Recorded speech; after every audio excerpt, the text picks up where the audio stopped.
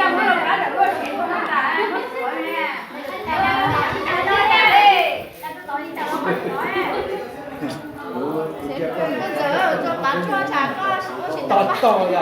欢这种没有差的。nó sao một trong này nó nhớ rồi mà anh sợ nó tờ xin tiện tờ đã bỏ tờ nó nghĩ lên nó chuyện nữa đó giờ sáng chỉ một có giờ bóng dây hả cả thì sắc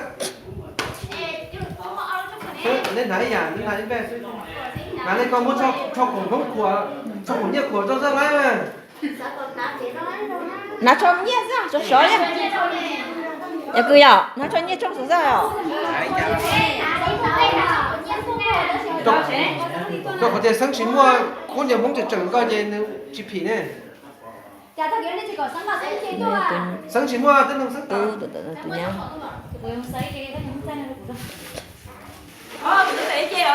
bác vô chị tôi lâu chè đấy xong rồi ví dụ như đó chè nhưng tiền còn nát cho tôi nên mua cho cổ nhiệt trong sáng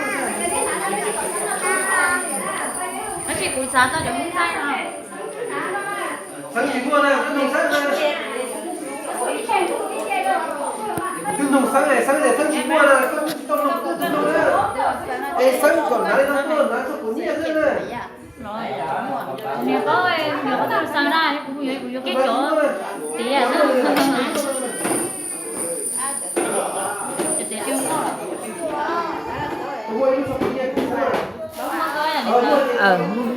nếu mà cột cũ một con một đấy chưa nó có mì ngầu cho là tía lên rồi này hả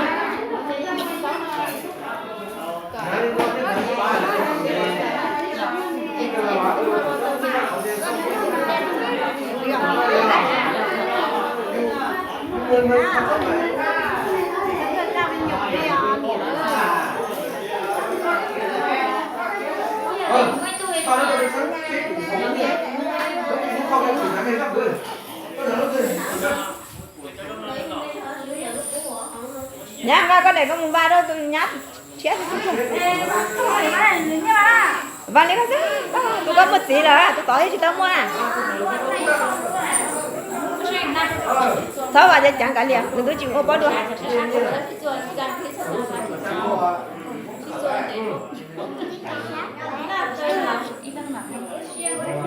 tôi chúa phải số à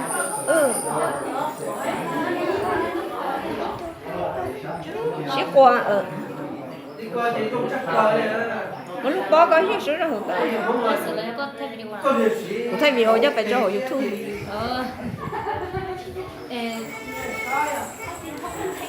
cho đây thế nào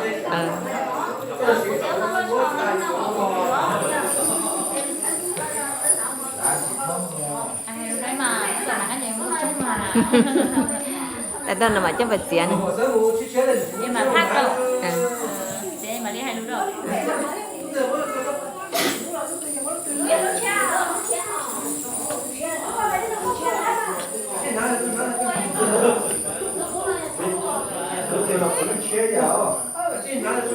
nhá đến nói chuyện đồ em xin dài à nhá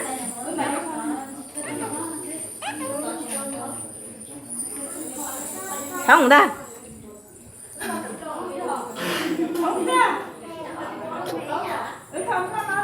vâng cô về mà sáng là tôi rồi liền á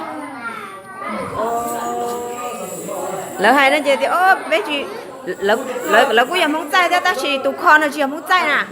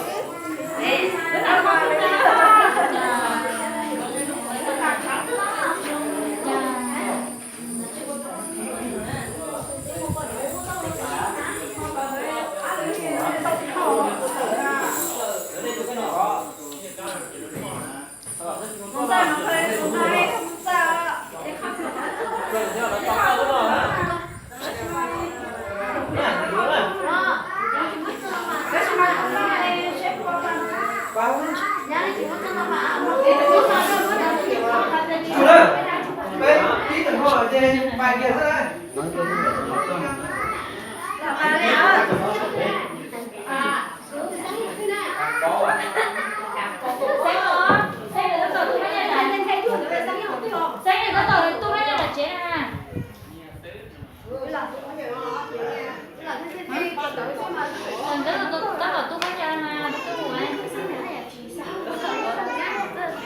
Chị ơi, tôi là thả luôn đấy, đây đây.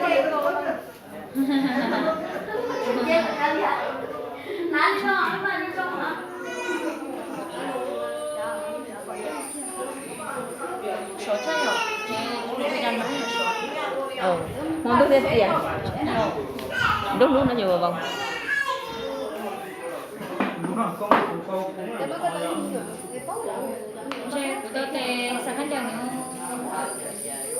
Chị con chọn thì có muốn điểm không? Chip đến rồi nha chị. Có xem được chứ, giống như lúc đó. Chị tiếp theo. Chơi cái chị tao nha. Sao phát nhà đâu? Nhà cái thì nung rõ có tao bên nó được thua tao mới nhồi nung lỏ. Nên nung quá là mới nhồi mà. Cuối sao cho nó cũng nghe gì cho nên những nghe cũng rất sai mà.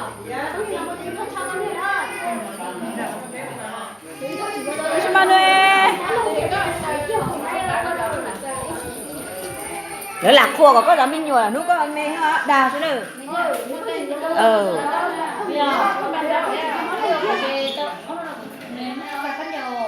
Đi học dạy anh sẵn thì có hỏi sao vẫn cho lo hành đến đó có lo lắng Cái này nó nhon á. Nếu cái này để lột tiền, để đây lột tiền. nó học dạy mua rồi chính thể đi các bạn chơi thì nó khó Dạ.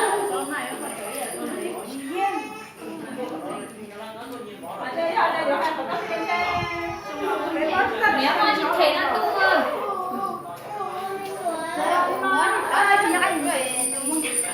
Của tôi chưa lại số theo của thầy cho phải cho YouTube hả? Em biết tôi sai mồ.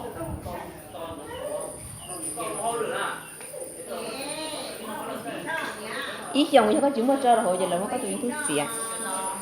Thì tuổi Em là muốn cho ta đi đó. chị cho tụi ý dòng giờ là theo ngon nhiên tất cả. Em là muốn tôi như chị tao lấy đi. Như tụi có đó là ý dòng.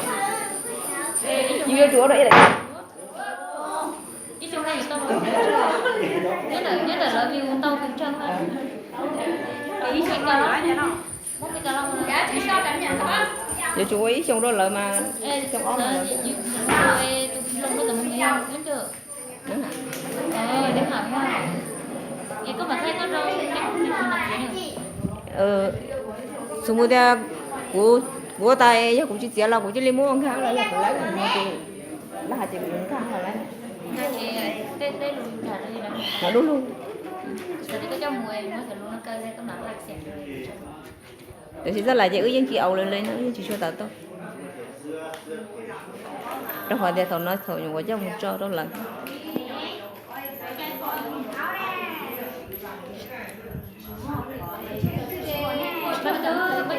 Bánh tứ thằng người sang má chẳng quá người sang má thì nãy quá nhưng mà cái gì bán này mấy người bán thực cái kia kia lên kia tao mấy nhà mấy cái kiểu là qua nó này chị bán một bớt mình xí thế nó khá thì giặt con đi mà chỉ cả bị xa chỉ cả cảm ơn để mà tốt sẽ thành được lớn bán thì đuôi nó chưa này không có sợ có chưa sáng sáng là không cho nhà bố cho tí nào bố cho tính nào đâu thế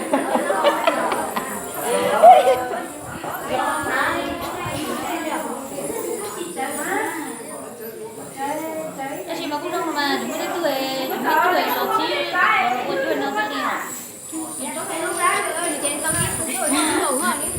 Nói chung mà đi qua chị nói chuyện mà tới tôi thấy chùa theo bây giờ nó như thế này. học lá rồi đây này nên sẽ học cho thứ năm thì chị học ta thì mà tao cho cả nó tôi chỉ có rồi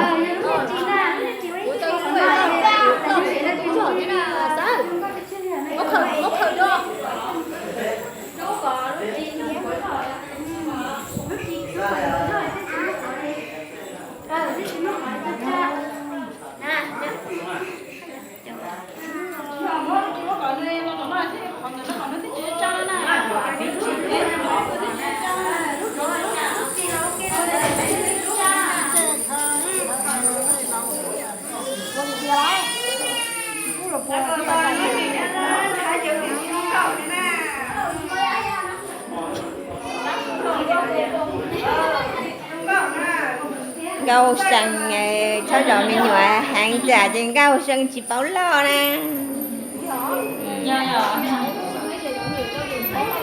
gâu sân cho rồi là cho mình nhựa hàng nè rồi muốn là nó lớn rồi tao chỉ ta rồi chỉ bố nha nó ăn cái này hả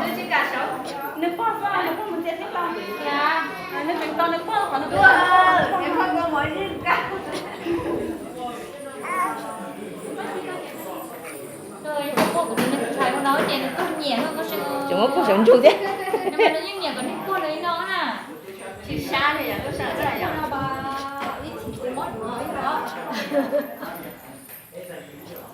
Mẹ có tiêu luôn có sợ. Mẹ tôi có hiểu lại nhà mẹ ạ. Mẹ chỉ lúc sợ lúc sợ nó cho tiền mẹ chỉ xe nhà lúc sinh nó lúc chạy xe mẹ hai chẳng bao lúc sinh. Bây giờ là gì không có nào nè. Lúc sinh tôi cho xong đó. Lúc có đi cho sẽ có ra lúc có sẽ có gì lúc có đi mua xa xôi. Nè, chưa có sẽ xong nhở. Lúc có thì mình thấy là trong này cũng không. Dạ cơ, chỉ để cái thứ tốt không nhỉ? Có hai. Sao đó mày mua tôi mua thị nhỉ? Chúa mua dũa ấy tao nhia mà cũng sẽ trả mua dũa tôi già má luôn. Thì cái chơi được tôi già má nè.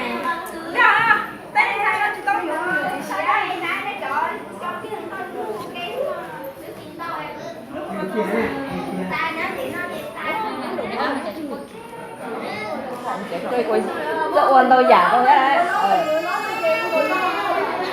Sợ ôn tôi tắt tay tôi nữa này.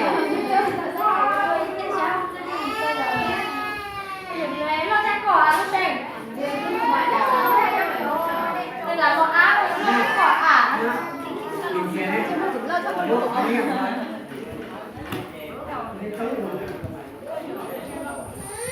Cái này cô tự tha rồi.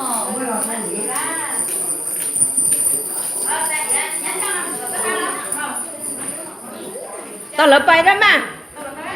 Tao lỡ bay mà tua thấm mà. Cậu im mong rồi. Thấy chưa? Im tận đấy.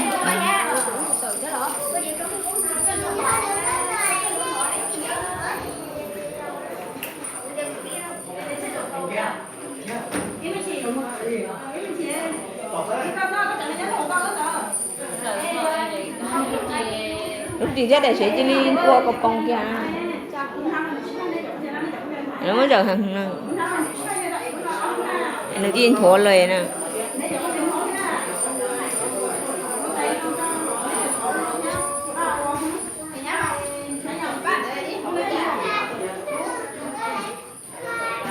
Thầy là kho tông kia đó. Tao tao nông kia. Đó là chuyện tao ít xem nó. Chúng ta nói là Lúc còn màu tổng số nhiều có thành trí ra. Đó là nó mua tụ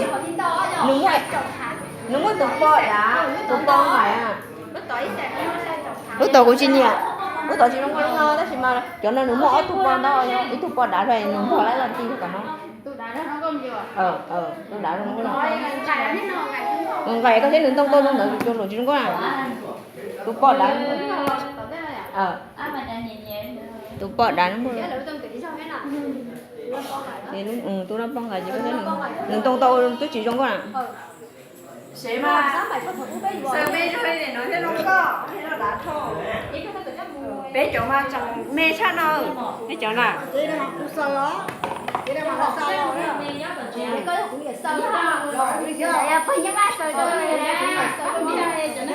sẽ mà sao có mê đi nói á lúc lỡอยู่chủ mê cho nói hay là không có ấy nữa bây giờ mà mê rồi không có nó sẽ làm bên nào chỉ nó thò đấy từ lo từ lúc còn hỏi cái trâu cái gì trong cô cho nên khô chết thằng ở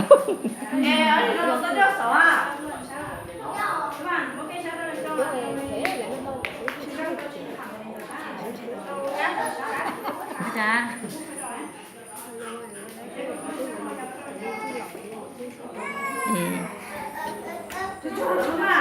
ôi nó không có nó nè À biết. tôi nán đi không có plan à cái nọ cho son đi lo là Vậy đây cái pháตัวแอบsao không có biết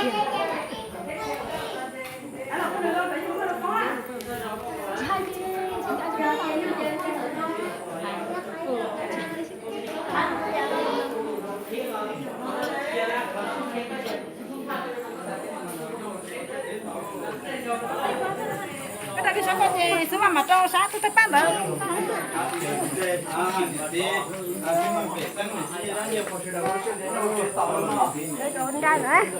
cho nó ít cái mà đi vô chúng ta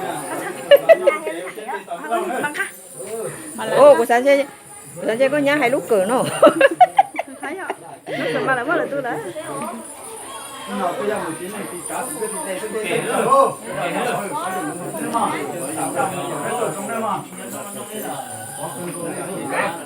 đi lại cái này